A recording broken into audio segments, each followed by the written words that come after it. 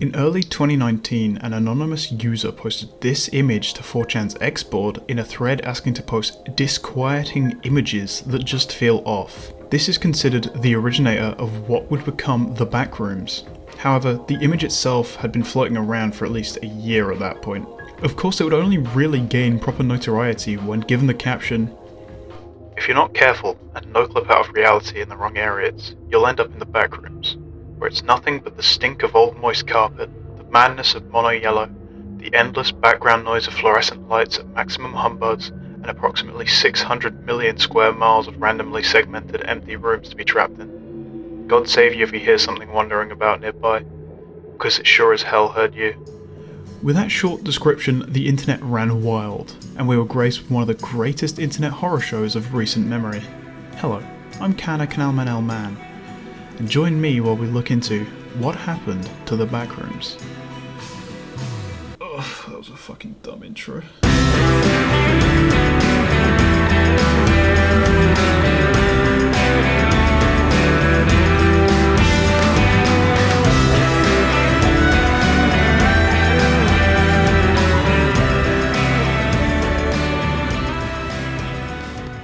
So we all know what a creepypasta is. Its name is from the bloom of the internet, in which we combine copypasta and the word creepy to define eerie copypasta. However, as the internet developed, so did creepypasta, and what was originally a name used to refer to spooky copypastas would eventually broaden to fit most horror-related elements that could be found online. From poorly written internet stories to multimedia spanning collaborative efforts, the horrors of the internet grew and grew with every passing day. And as creepypasta grew and grew, we kept seeing more and more trends join that repertoire. That of course leads us to the Backrooms.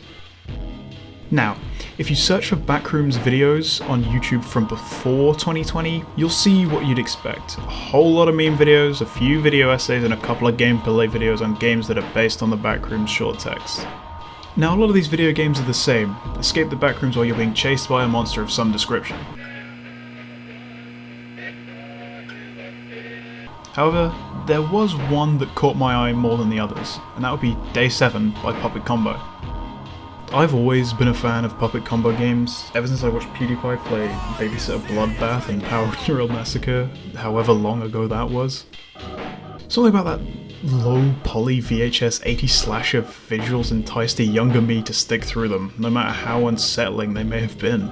However, I've never been able to play the Puppet Combo Backrooms game because it's only available on Patreon, and I'm far too lazy to set up my details there. But from the clips I've seen, it's a very different game from the ones that came before it. From my knowledge, there isn't really a creature that chases you down besides some sequences. It's just filled with walking around over and over again, laying down coins to mark your trail, and that to me really captured the horror of the Backrooms. The monotony.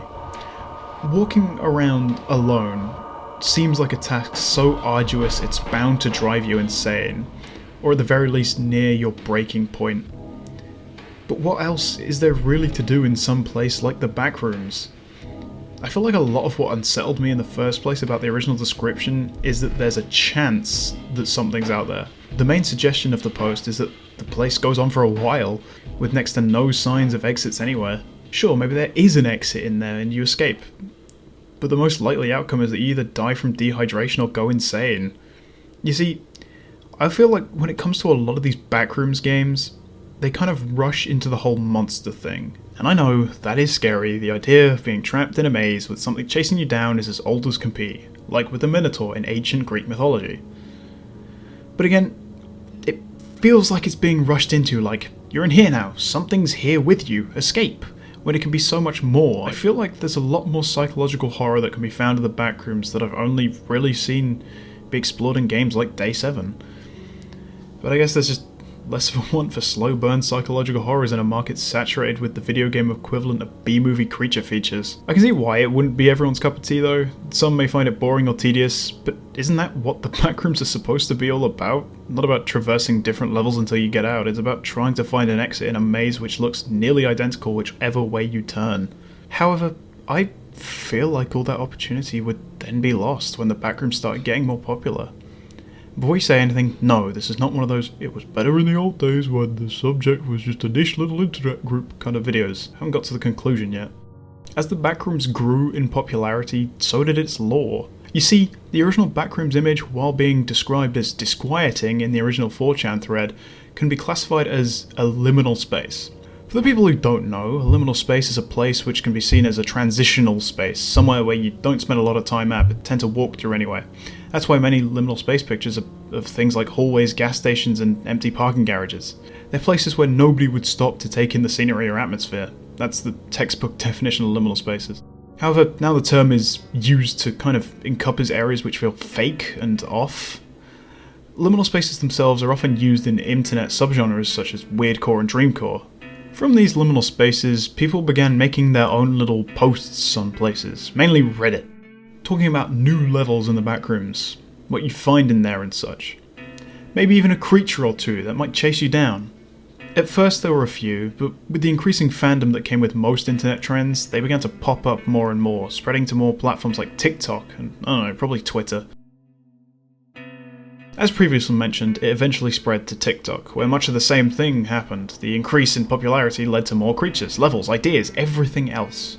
And while I can appreciate the Backrooms as being a thing that allows creativity to build, the question is, when does the creativity reach a point where it's too much creativity? If you look at the Backrooms wiki, then go to the floors and just click a random one, you'll see what I mean. I'll come back to the Backrooms wiki pretty soon, but before that, we have to tackle one more thing.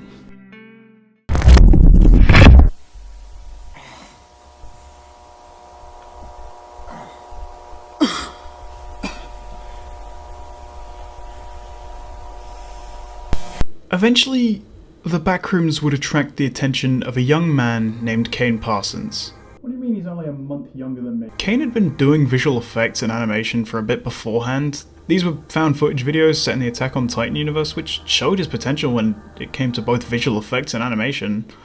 However, on the 7th of January, 2022, Kane uploaded a video called The Backrooms, found footage. I highly doubt that I have to explain what the video contains. You've seen it, I've seen it, we've all seen it. But for those who've forgotten, Backrooms found footage follows the cameraman for presumably a student film falling into and getting lost in the Backrooms. The video showcases many great 3D interpretations of the liminal spaces that came before it and a very unsettling atmosphere. It's genuinely a good piece of media when it comes to the Backrooms, or I suppose what the Backrooms have become up to this point. It stands on its own as a genuinely good horror short. However, I must admit, the Backrooms monster looks a bit shit. It does kind of dampen the atmosphere and remove some of the horror. Another thing which made me laugh rather than feel hopeless was the music choices. We got a Minecraft soundtrack in there, which is just a tad fucking goofy for my tastes. Sorry. But goofy or not, I can't deny the skill and craftsmanship behind it. The video attracted a lot of attention from people who are familiar with the Backrooms and those who weren't. It would lead to a lot of people creating their own Backrooms videos, some better than others. A lot of people genuinely created some great stuff, but the thing about this great stuff is that it kind of oversaturated the Backrooms. It's not that a lot of the stuff is bad, it's just that it isn't scary anymore. A good way to describe it would be exposure therapy, like how some people get over the fear of spiders by spending time with spiders. The overabundance of Backrooms content has made it less scary. Do you remember when I brought up the Backrooms wiki? Well, it explains every single minute detail about every single floor. Now, I have mixed feelings about this. On one hand, I enjoy how a community can become such a powerful creative outlet for people, especially those who are new to the horror genre. However, on the other, it's been done so much better before with the SCP Wiki, where its clinical wording and redacted details help with world building. The Backrooms Wiki just feels like I'm reading an overly detailed creepypasta. I don't know, originally this video was just going to be a documentation of how the Backrooms trends evolved over time, but as it's progressed it's become a critique and I don't want to end it on a sour note, so... The Backrooms have inspired so many creatives, games, videos, stories, ideas, creatures, anything and everything. Just because it isn't the same Backrooms that I and many others came to enjoy, it doesn't mean that everyone else should stop what they're doing. I'm sure for many that the Backrooms were their entry into something closer to cosmic horrors, and I think that it's worth stopping and thinking about how it's impacted people in a positive way. I mean, my first real entry into horror was fucking Roblox, which shows how far we come from where we started, so thank you Backrooms. In the future, I'm sure we'll be seeing many forms of media that have either taken inspiration from or are direct adaptations of the Backrooms. Maybe even from creatives that have just started to dip their toes into something like this. In the end, it's alright, isn't it? It could have been worse. Could have been fucking Roblox.